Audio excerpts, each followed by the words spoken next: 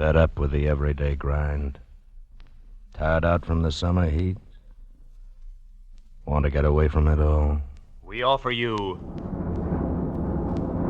Escape. Escape, designed to free you from the four walls of today for a half hour of high adventure. You are prisoner in the magnificent mountain retreat of the richest man in the world. While haunting you, terrifying you, is the knowledge that the ultimate escape will be death.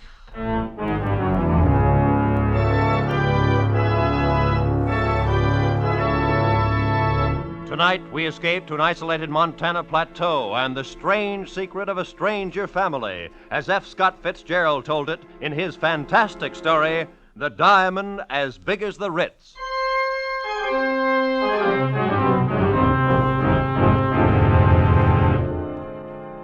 I'd been going to St. Midas Prep School for a couple of years. This was my second summer vacation.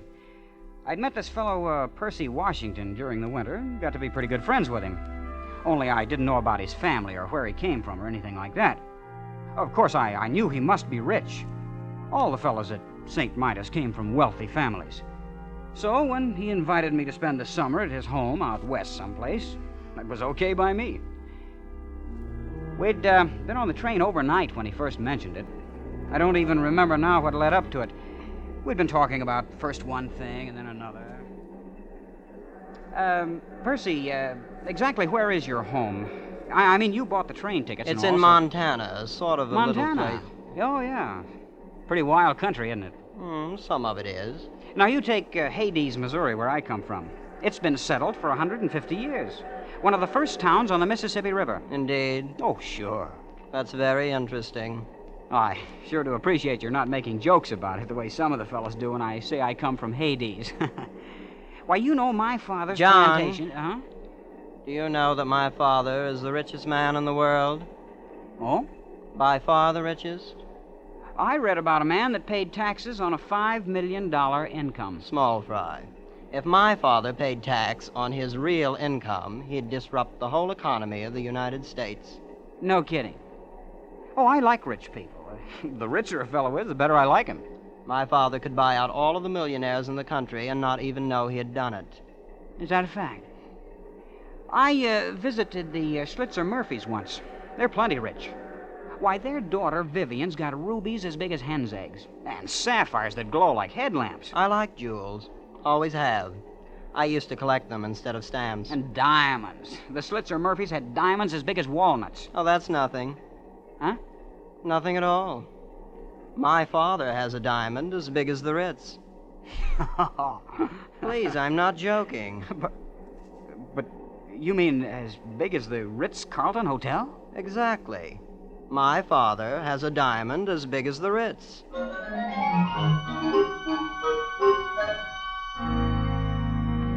We got off the train about dusk at a little whistle stop called Fish, Montana. There wasn't anything there, not even a station.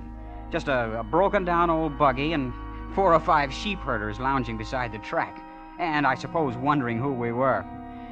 Anyway, Percy and I climbed into the buggy, and without saying a word, the driver cracked his whip, and off we went. I don't know how far we traveled. We didn't seem to be following any road, though, and after an hour or so, it got dark. But the driver kept right on, never saying a word. I hope you'll pardon this inconvenience, John, but we have to take certain precautions, you know. Oh, that's all right. Anyway, we're almost there. You're, home, you mean? Oh, no, to the place where we consider it safe to transfer. A transfer? What do you mean? Oh, there's the signal now. Headlights. Pull up the horse, Absam. Here we are. An automobile, but how? There's no road. Oh, this car's special built. Doesn't need roads. Welcome home, Master. Good evening, Gigsum. Well, come on, John. Let's get in. Gosh, this car, what's it made out of? Silver? No, platinum. Those are emeralds in the hubcaps. And the upholstering, it's fur. Mink. You're ready, Master? Anytime, Gigsum. You've probably noticed the exceptional brightness of the headlamps. The lenses are cut from diamonds. Boy, what a car. This old junk heap. We use it for a station wagon.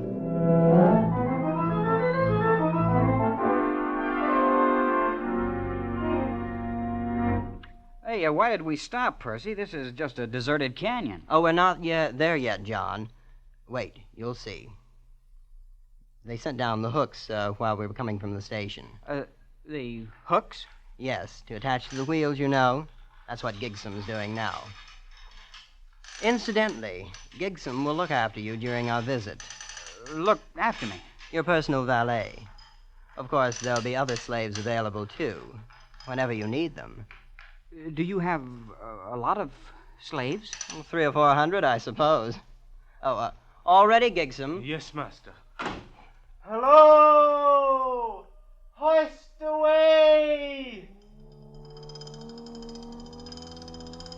Look, we're leaving the ground. Yes, there's a hoist up there on top of the cliff. Has cables about 1/4 of a mile long. But what for? Oh, it's the only way in.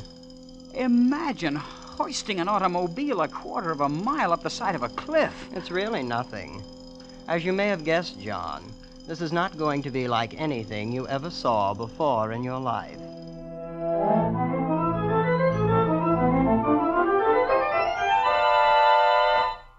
Well, John, there it is. That's your home? It's magnificent. Palatial. It's not bad. How big is it? I think it's around 140 rooms, but Father may remember exactly. Then, of course, there are other buildings, slaves' quarters and things. Why hasn't anyone ever found out about it? This place, I mean. Well, for one thing, it's the only 5 square miles in the United States that have never been surveyed. Why not? Oh, things were arranged. I don't see how that's possible. Believe me, it hasn't been easy. I understand Grandfather had to bribe 3 government bureaus, a vice president, and half of Congress once to keep the place off the maps. But somebody surely stumbled onto it, prospectors, people like that. Oh, yes, that happens occasionally. Then, of course, we have to arrange things. You mean... Not always. Usually we just take them prisoner and keep them, like the aviators. Planes come here? Once in a while they fly over. Of course, they never get away. We have 9 anti-aircraft batteries around the hills. You shoot them down? Oh, yes, great sport. It does upset Mother a bit. And there's always a chance one might get away. That's Father's greatest worry. This place is this whole thing. It's fantastic. Oh, come now, John. I picked you for a fellow with his feet on the ground. And you haven't seen anything yet, you know. This is only the beginning. And it was only the beginning. We crossed the acres of lawn and entered the great chateau. And from that moment on, vision upon vision tumbled together in a gigantic kaleidoscope of color, symmetry, and exquisite harmony. There were corridors lined with gleaming crystals lit by lamps cut from emerald, and great halls carpeted with chinchilla fur and ermine. And there was a white-haired man, pink-faced and very pleasant, who was Percy's father. And Percy's mother, a lovely lady with dark hair piled high on her head like a fragile queen. Soft music came from hidden places. Perfumes filled the air. Exotic foods and wines more rare than pearls. I thought there could be no more nor greater wonders. I was wrong. There were many more and greater ones. And one of them I discovered the next morning in the garden.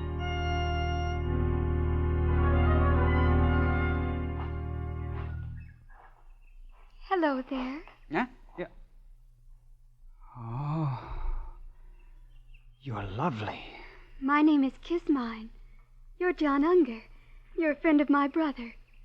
You from the East? No, at least not exactly. I'm from Hades. Oh? Missouri. Oh. Would you like to sit down here on the grass? Why, yes, sure I would. I'm going east to school this fall. Do you suppose I'll like it?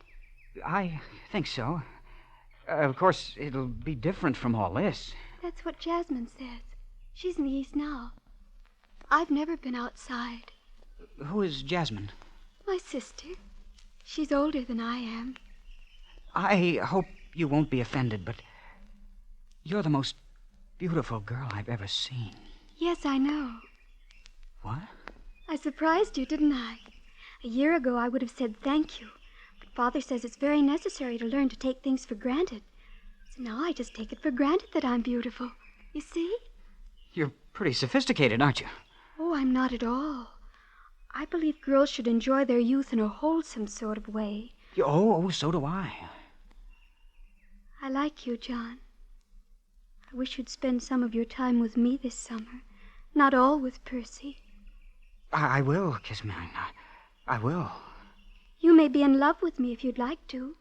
I'm absolutely fresh ground, you know. I am in love with you. Of course, we'll have to meet secretly. My parents wouldn't permit it if they knew. Then that's what we'll do. I have to go now. I'm supposed to be with Mother at 11. Aren't you going to ask me for a kiss? Jasmine says boys always do nowadays. Some of them do, but not me. We don't expect nice girls to do that sort of thing. In Hades.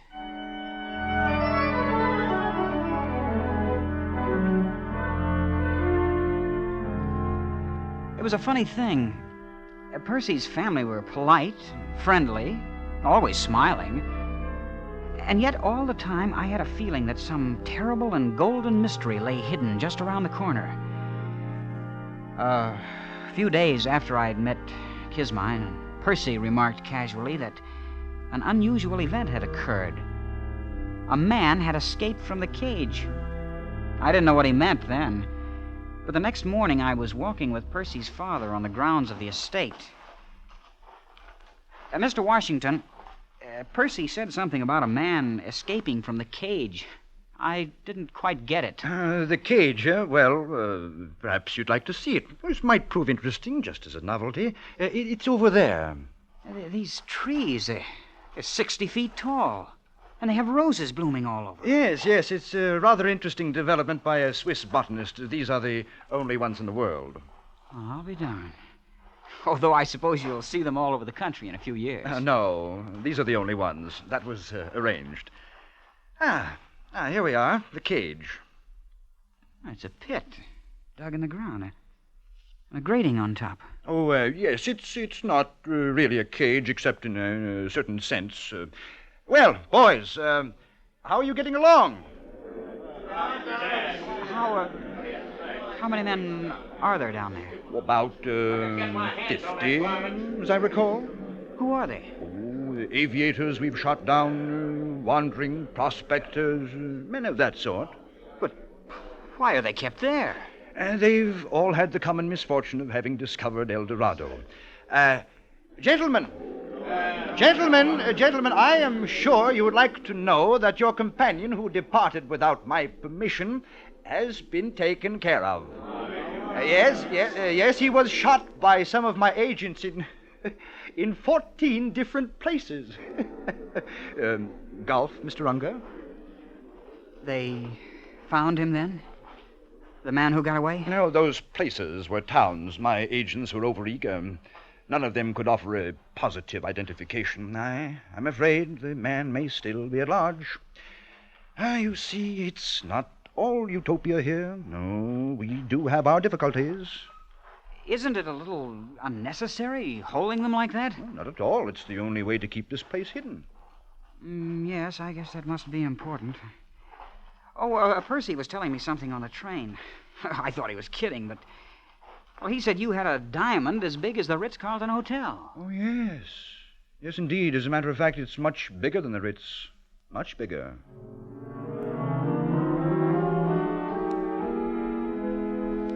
Well, summer went on. I was more and more in love with Kismine. She was priceless, exquisite, like no other girl in the world. After a couple of weeks, I kissed her, of course. And I was really in love for the first time.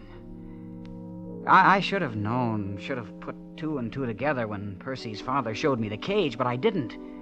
Until one morning late in the summer, I slipped off with Kismine to the rose gardens. Kismine, I think we ought to elope. Oh, I don't know. It would be much nicer to be married here. But then it'd be more romantic to elope. Yes, all the Sunday supplements would write stories about fabulous heiress elopes. I knew an heiress from Omaha once, but I don't think you'd like her. She visited my sister here. Oh? You've, had other guests, then? Well, yes, we've had a few. Wasn't your father ever afraid they might talk outside? Well, to some extent. Let's talk about something more pleasant. What's so unpleasant about it? Well, I grew quite fond of some of them. You mean they told? And your father... They didn't get a chance to. Father had to be sure. But that's murder. Well, what else could we do? In the cage, they'd have been a constant reproach to us. And Father does it so nicely. They're always drugged in their sleep, and we tell their families they died of scarlet fever in Butte. I'm not sure how that affects the statistics there. Of all the horrible... But it's not. After all, it'd be terribly boring here without ever having anybody. Why, Father and Mother have sacrificed some of their best friends. You're no better than... That's what they plan to do with me, then. Couldn't you try to forget it? Be nice to me until you're put away. It's only for 2 or 3 weeks. You'd go on this way, kissing, talking about love, when you know I'm not much better than a corpse. You're not a corpse. You're not. I won't have you saying I kissed a corpse. That wasn't what I said. You did, too. I did not. You said that... Now, just a moment. Father. Who kissed a corpse? Nobody. We were just joking. Now, you two haven't any business here anyway. Now, Kismine, go read. Go play golf. Now, don't you let me find you here when I come back. Yes, Father. Yeah. Good day, children. You see, now he knows you've spoiled everything. You don't really love me. Kismine, you... Oh, what's the use? What if you are rich and have this place? Why would it be so terrible if anyone found out about it?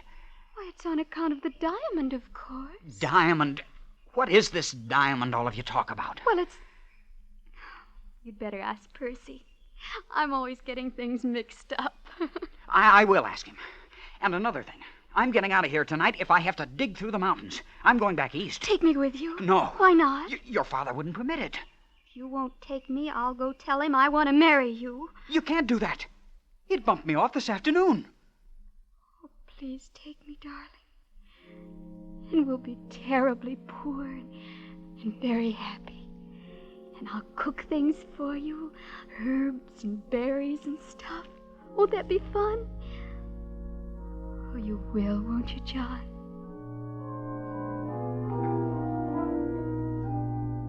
Well, my head was really in a whirl. This whole thing was fantastic. And so was the family. Even Kismine. I couldn't think of anything to do, but I rushed to see Percy. But, John, why didn't you ask me before? Because I thought you were kidding all the time. I know. You wouldn't believe me if I'd told you. I'm ready to believe anything now. Well, it was my grandfather who started the whole thing, purely by accident. He came out here from Virginia after the war between the states and stumbled onto it. Onto what? The diamond, of course. That's what made all this possible. Grandfather spent 2 years going around to different cities of the world selling bits of it. Then he started building this place. He put his money into jewels, but Father found that radium took up much less space. But why the secrecy? Oh, it just wouldn't do if anyone found out. Ruin the whole economy of the world. The thing's too big. This has been going on for 3 generations. Well, and the cage and this thing of inviting friends. Oh, yes. You see, there wasn't really any danger before airplanes. They are what worry us. And you knew when you invited me here what would happen. Please, John. I thought you'd be more sensible about it. After all, you can see my position. Yeah. Where is it? Where do you keep this diamond that's caused so cockeyed much trouble? Oh, I thought you'd guessed. You've noticed the hill the chateau stands on? Yes. It contains a cubic mile.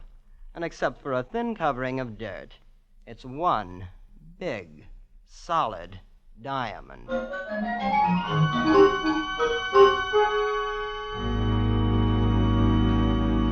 It was nearly midnight.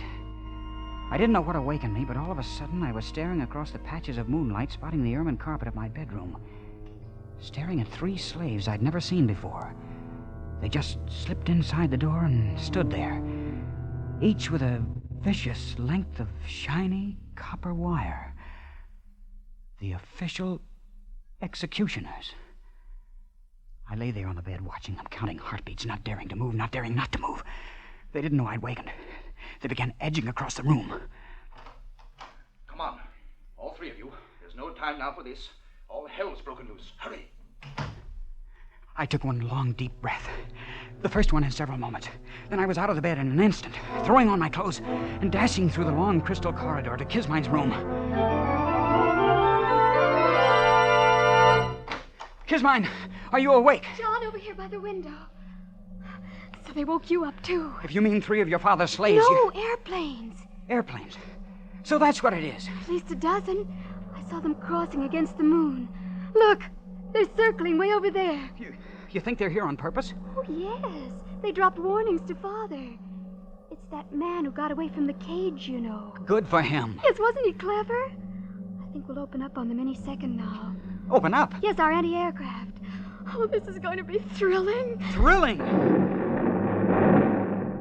Oh, look, they're in range now. Bravo! Bravo! Kismine, get away from that window! Good heavens. Did you see that? Yes, and we've got to get out of here. Can't you understand? There's a little grove of trees across on the side of the mountains. We always keep one of the cars there. We'll have a nice view of everything. A nice view? Kismine, you don't seem to understand. They mean business. They're out to finish off you and your whole family. But it all seems so silly. Or when you come right down to it, they've never even met us.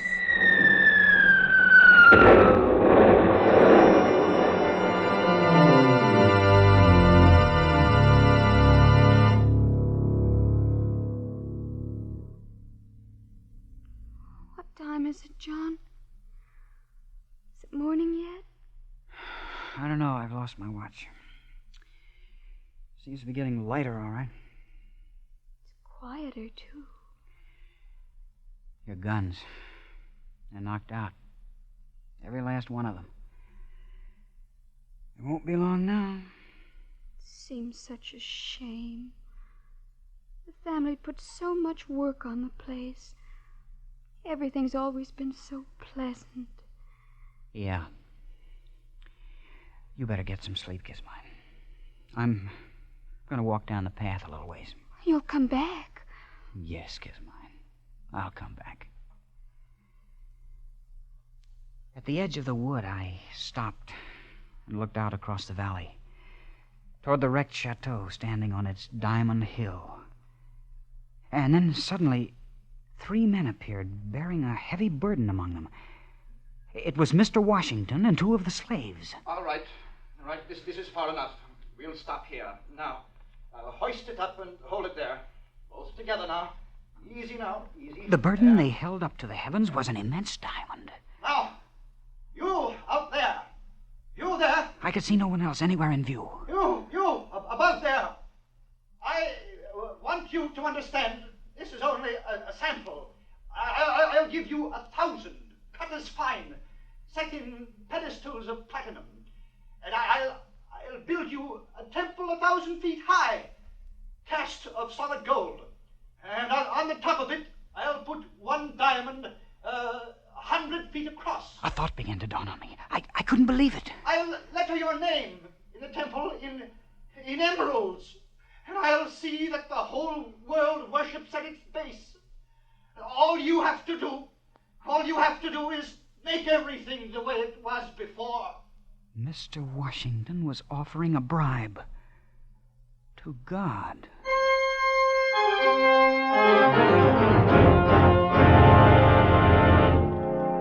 He stopped talking and waited. And then, out of the silent heavens, blossomed the white puffs of parachutes. The man who had tried to bribe God looked up and saw them. And he became old in an instant, and turning with lowered head, walked down the path toward the chateau. With sudden premonition, I whirled and headed for the spot where I'd left Kismine. Kismine and the car that needed no roads.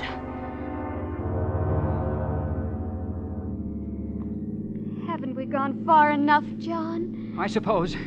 We're 10 miles from the chateau. It's all so hectic. This rushing about and losing sleep and everything. Hand me those field glasses. Here they are.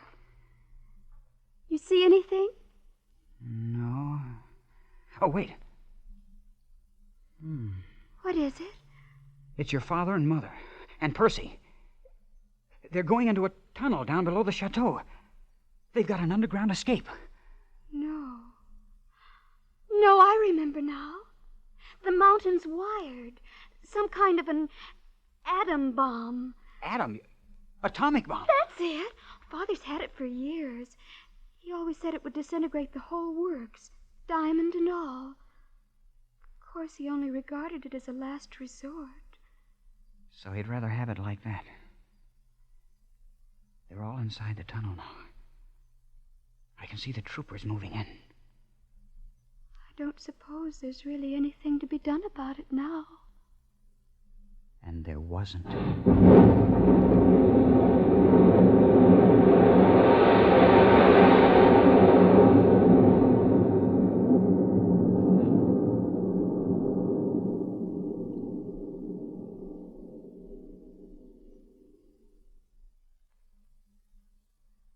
I keep thinking about things the way they were.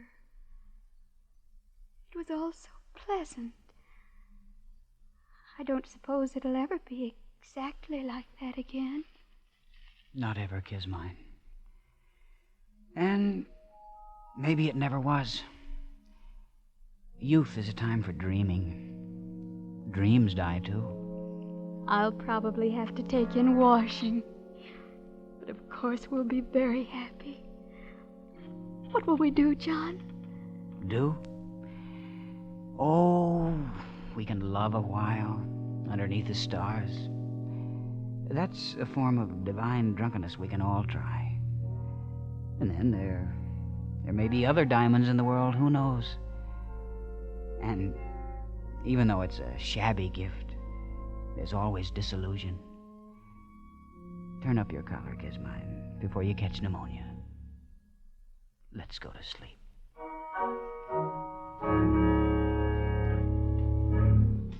Escape is produced and directed by Norman MacDonald.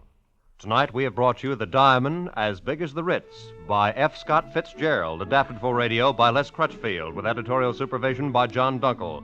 In tonight's cast were Sam Edwards, Peggy Weber, Danny Merrill, John Daner, and Don Diamond. Special music by Ivan Ditmars. Next week. Each time you fall asleep, you find yourself dreaming the same strange dream, one in which you live out your life in the distant future, and always a hideous fate moves closer to you, a fate from which you cannot escape.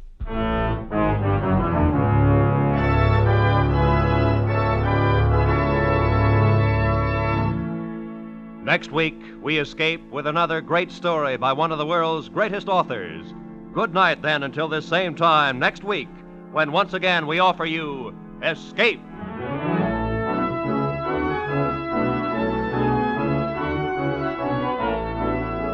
This is Roy Rowan speaking for CBS, the Columbia Broadcasting System.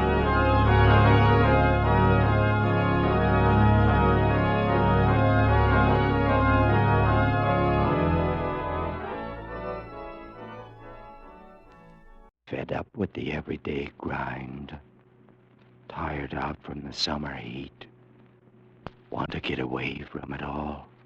We offer you Escape.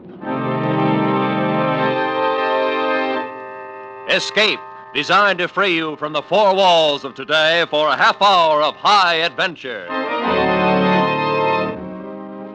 You are caught in a web of nightmare, struggling to free yourself from sleep, while constantly, threateningly, your destruction draws closer, and you know unless you awake, the ultimate conclusion is death.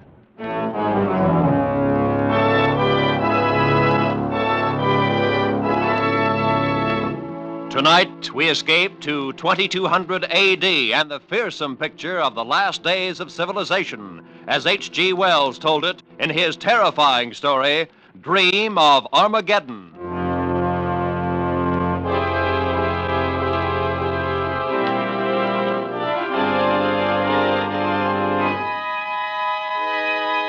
From the very beginning, the dream was quite vivid and real. Much more real than the dull world of business that moves by day.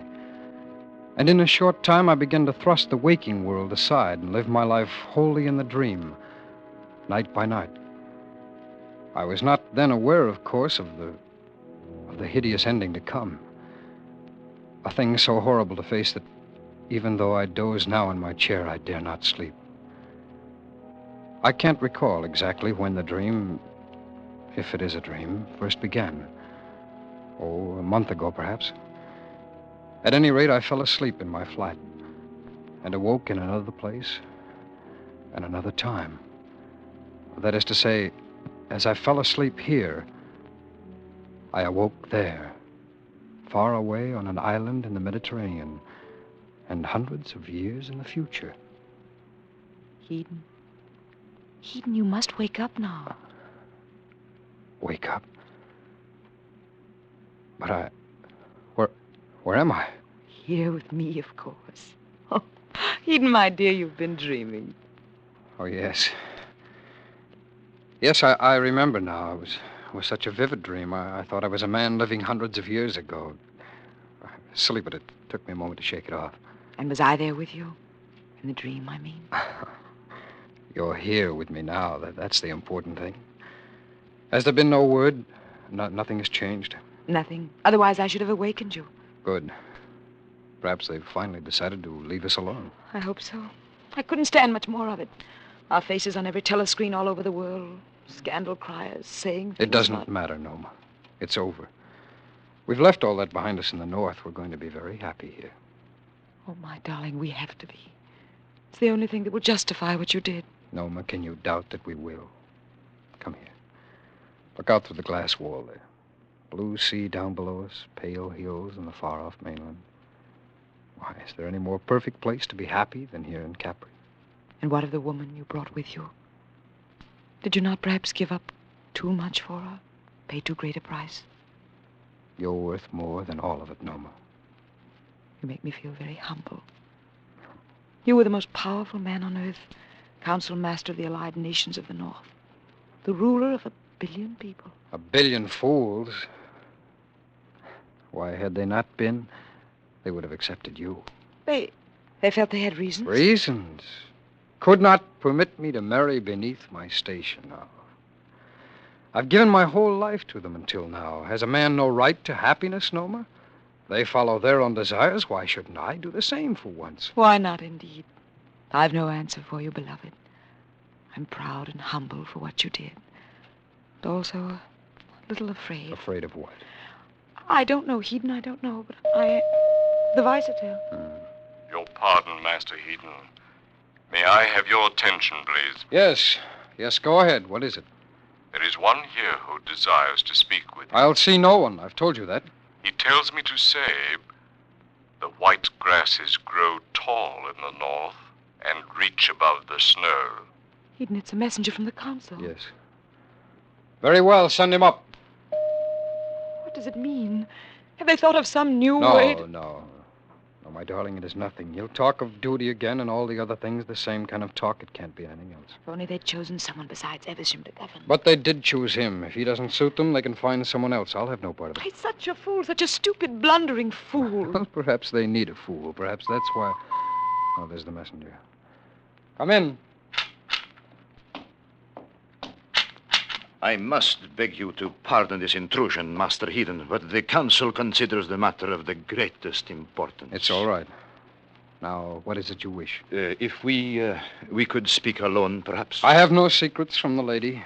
She knows everything. Now, what is it? I am empowered by the council to ask you to return at once and take charge of the government again. Alone? Yes, that would be required, of course. Then the council wastes my time and theirs. But there have been new developments. Evesham already has begun the moves we've always feared he would. Now, no one but you can stop this madness, this foolish ambition of his. Then more's the pity, for I do not choose to do anything about it. You know what it means, of course. I know nothing of the affairs of government. I am a private citizen engaged in seeking happiness. Master Heaton, do you believe that one man can work out his fate, apart and separate from the fate of all mankind? You may leave now. You may go back and tell the council that I have no concern in their problems now or ever. Very well, Master Heaton. But if you should decide differently, decide quickly, for there is very little time. Oh, Heaton, is it true? Will it really come to that? Probably. The South and the East are not easily bluffed. But war. Loose in the world again for the first time in 100 years. War again. They don't know what it is. No, they don't. They've never seen it. Eden, you can't let it happen. No, my darling, I've made a choice, and it's final. If it comes to war and the whole world falls in ruins, then I'll live on in the ruins. But I'll live there with you. That's final. Eden, I'm afraid.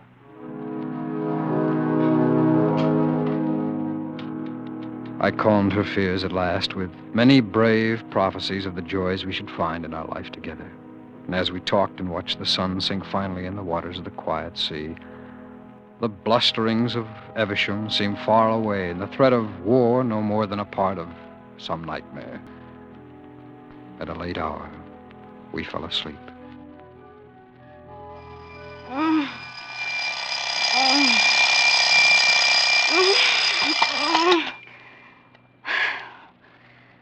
Henry.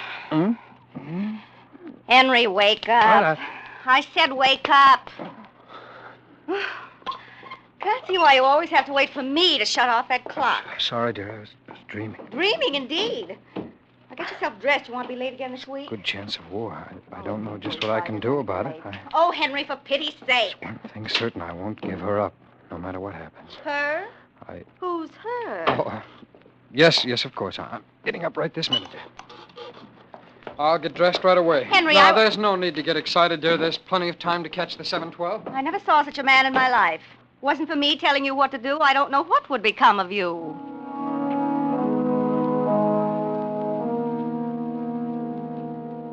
All that day at my office, I kept thinking about the dream. It was hard to remember that it had been a dream. It had been so real as everyday things going on around me. Perhaps even more real. Certainly more desirable. For, as you may have guessed, my daily life held little of interest. But in the dream, everything was different. There I could be the great Master Heaton, controlling the destinies of millions of people, feeling for the first time in my life a deep and exhilarating sense of power, so sharp in its contrast with the drab, waking life I lead. And most of all, I could not forget the girl, the way she looked, the glorious way that she... Well, no matter. All day I kept wondering if I should be able to find the place again, so far away in space and time. Too long delayed, the night came at last, and I went to bed hopefully. But nothing happened. There was no dream. For 3 nights there was no dream, and I grew frantic with worry, with longing for her. And then came the 4th night. Careful, darling. Watch where you're going. You almost fell over those rocks. I'm sorry. I guess I was thinking of something else. Yes, for 3 days now. You haven't been yourself at all. Well, there are so many things to think about. It's all right, Heaton. I've known you were thinking of it constantly, even though you've not mentioned it. There's nothing new, is there? What? I mean, well, have you had any word that you've kept from me? Thought it best to? Something of that sort? No, Eden, no. I've had no word from the North. No one here has. Yet everyone seems to sense it. There's a fever in the air, tenseness, as though they could smell something. The smell of war, perhaps. There'll be no war. Once Evesham knows his bluff's been called, he'll back down. You know him better than that. You'll count on that blind luck of his to see him through. And you could stop him, Eden. You could still go There'll back. be no going back. How can we hope to find happiness for ourselves if millions die because of us? If it should start, it can't last long. People in the world today have no idea what war is. When they find out, they'll have no part of it. When they find out, it'll be too late. There'll be blood on the ground then, and hate and vengeance. And there can be no stopping it. Then why should not... Well, then the fools shouldn't... They shouldn't start it then. But they are fools. You said yourself. What? Look. Oh, planes. Some special pleasure flight from the north, I suppose. Eden, they don't look like transports. They're not built the same. No. They're like pictures No, of the you're right. old... Those are warplanes. Those are bombers. It's begun already. No, but it's part of the bluff, and a dangerous part. Why, those planes have been stored away for 100 years. I knew of them, of course. All the council did, but I never thought I'd see them in the air. I fear it's a wrong, terrible thing we've done. And I'm afraid. But it would be a lie, my beloved, if I said I was sorry.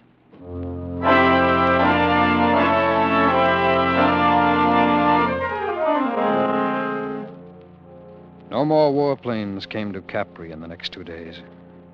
But the sight and the sound of the first ones had been enough. The peaceful island of pleasure became a beehive of belligerent activity.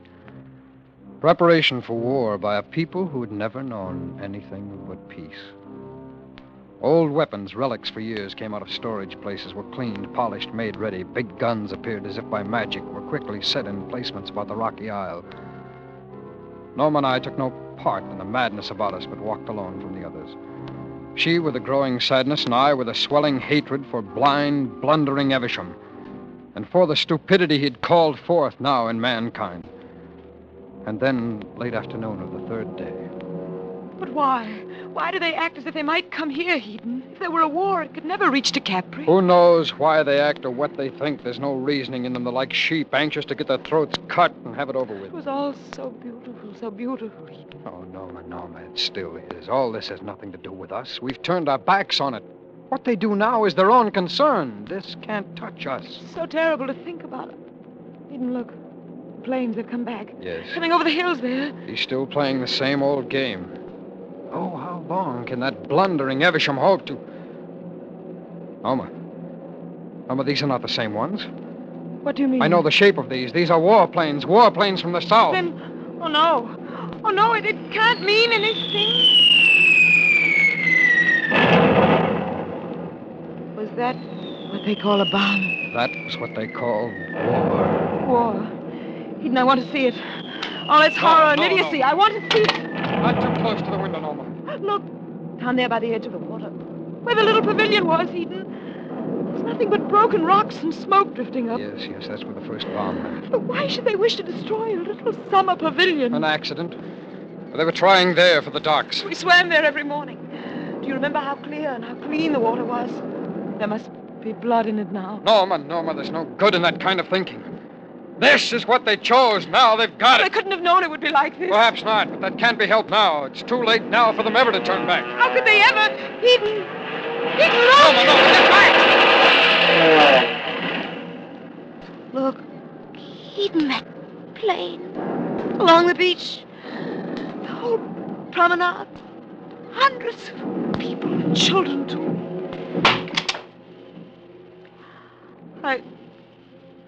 I don't want to see any more, not ever. We've got to find some way to get out of here. Some way. Capri is right in the middle of it. It was so beautiful here. Why should anyone make war on Capri? Why? War has a bad habit of spreading everywhere once it's turned loose. Just a moment. Supervisor from 22. I'd like a private plane and a pilot right away. Destination to be decided. Sorry, sir. All planes have been taken over by the government, General order by Master Evesham. Confound it. All right. What about a boat? Power boats have been taken over. Perhaps a few small sailing craft may be still available. Find out.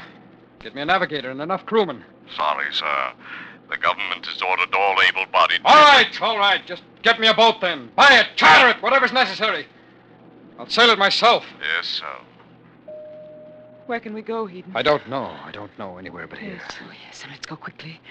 Take me away someplace, Eden, far away. Anywhere but here.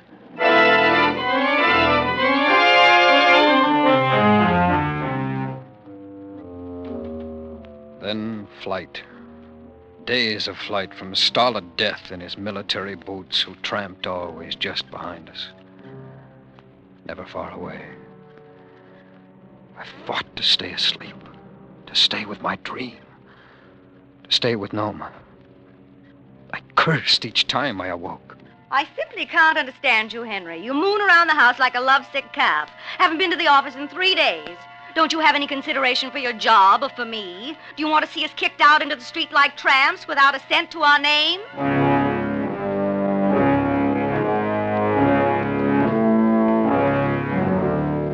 My waking life became the vague movement of shadow figures of which I remember nothing now. But my life in the dream was very real. Oh, yes, very real. No. I've just come from there. You cannot go through the pass. Why can't we? It is impossible. You must go back to the coast quickly. Eden, can't you explain to him we must find some place to buy food? We've had nothing to eat for 2 days. No, lady. There is no food here.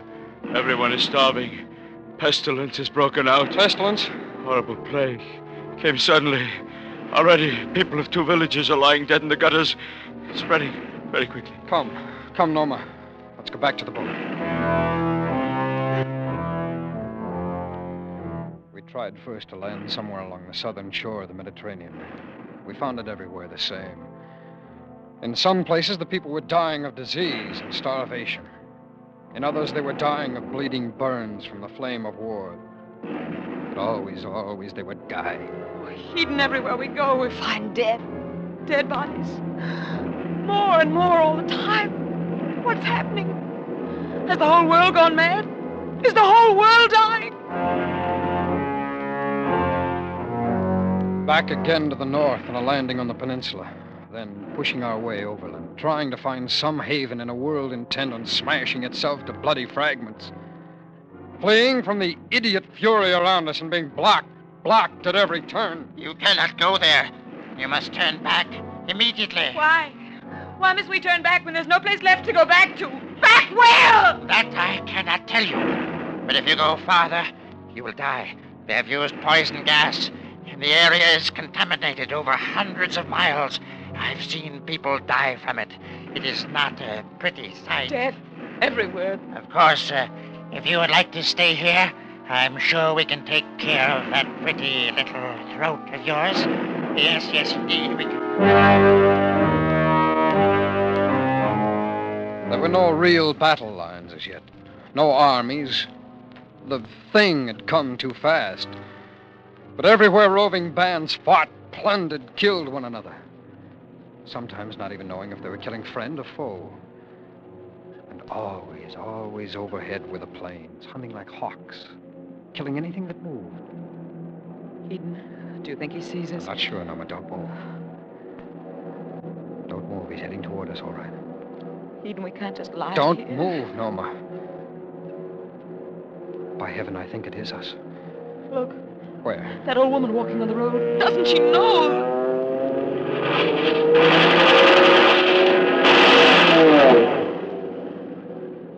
Oh, Eden, horrible.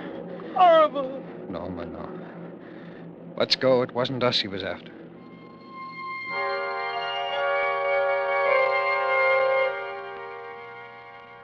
And so, for love and for reason, on and on, day after day, we fled from the monster stupidity of war, till at last we could flee no farther.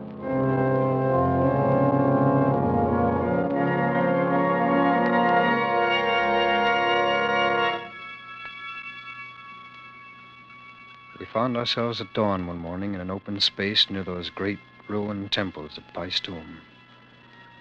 Roman ruins that have stood for centuries were still standing even then. We sat and watched the sunrise, the most beautiful I've ever seen. We said little to one another. Low hills broke away below us, dotted here and there by trees, low thickets of laurel between. The great stones of the temples above us were pale pink in the morning sun. And the silence was everywhere. Silence and a false feeling of peace. This morning, looking out there, one would never know. Oh, it's beautiful. But we can't stop here no more. We're only hours away from it now.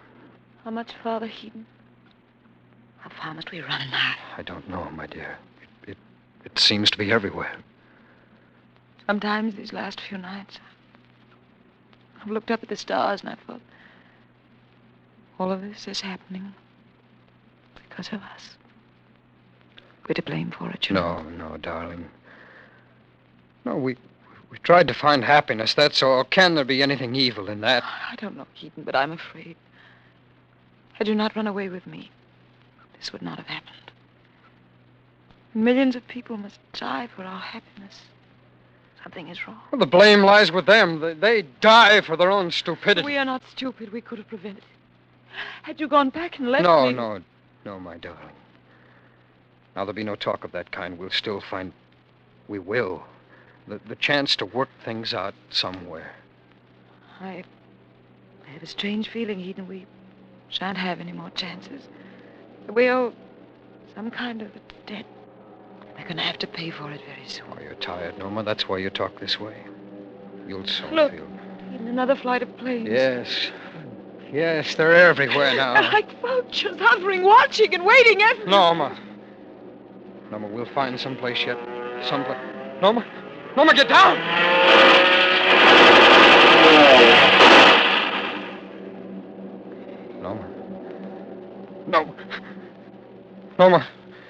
Norma, you all right? Heaton, I love...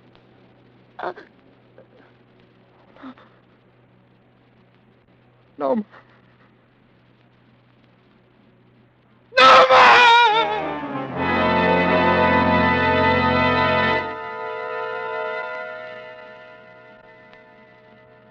I sat there on the ground for hours, holding her body close.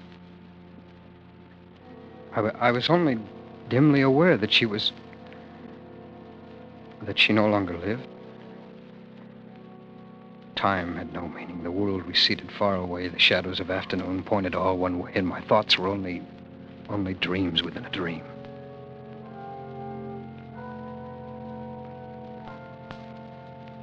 I must have stared at them for several minutes, not realizing who they were, watching them approach through the bushes. Before they came within yards, before it struck me suddenly, those uniforms. They were soldiers of the South and the East. With only one thought in mind, I jumped to my feet and ran toward them.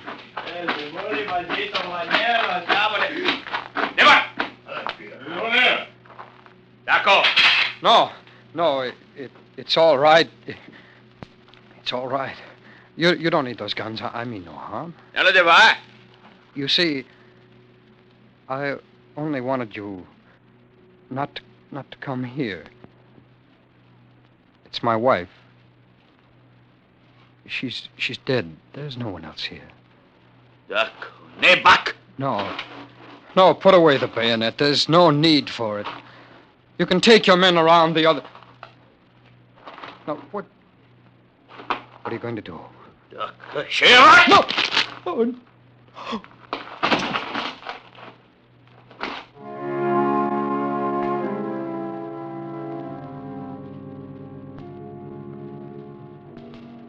I lay there on the ground for a long time after they left. At first I tried to crawl back to her, but I couldn't. Then later I was unconscious. Whether this be Armageddon, that last flaming end of the world, I do not know. But of this I am sure. When the end does come, it shall come through man's unheeding selfishness, through man's stupidity. For when man stood up and learned to think and was no longer an animal, he became one with the gods, and like the gods must take heed of the fate of mankind.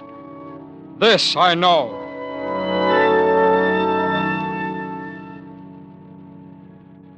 Always before I had longed desperately to escape into the dream. But now with equal desperation I fear to do so. For Heden's world is dying now, shuddering in the last great convulsions of its death agony. Over the whole great landscape of earth lie the rotting, disfigured bodies of the dead. And the sad sun gleams with a pale and ghastly light through the smothering curtain formed by the hideous fumes of war. The moans of the half-dead swell up from the plains of earth, fill the vast emptiness of the heavens, and go unanswered. Starvation, pestilence, war, and death. The whole world is dying.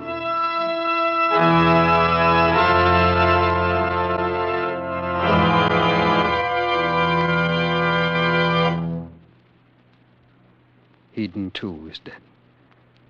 He died hours before I awoke this morning. His body still lies before the silent temples at Paestum. Yet in the dream, I still occupied his body. After he was dead, great vultures came and tore with their beaks and claws, and I was still conscious. I was still conscious. Now tonight, because of that, though I grow faint with weariness, I dare not go to sleep. In the name of heaven, how long will a dream go on?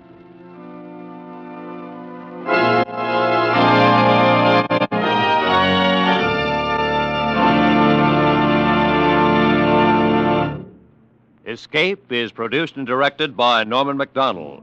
Tonight we have brought you Dream of Armageddon by H.G. Wells, adapted for radio by Les Crutchfield, with editorial supervision by John Dunkel. Featured in tonight's story were Stacey Harris and Betty Lou Gerson, with Charlotte Lawrence, Jack Crucian, Eric Rolfe, and John Daner. Special music by Ivan Ditmars. Next week. You are standing in the light of an arc lamp by the cathedral in Mexico City, looking at a dead body lying at your feet, and a great fear comes over you as you wonder if you are a haunted man.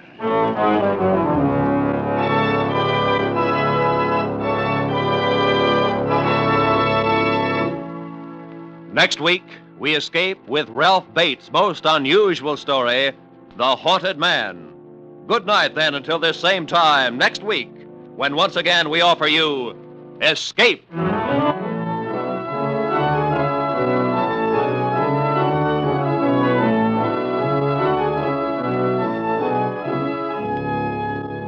Roy Rowan speaking. This is CBS, the Columbia Broadcasting System.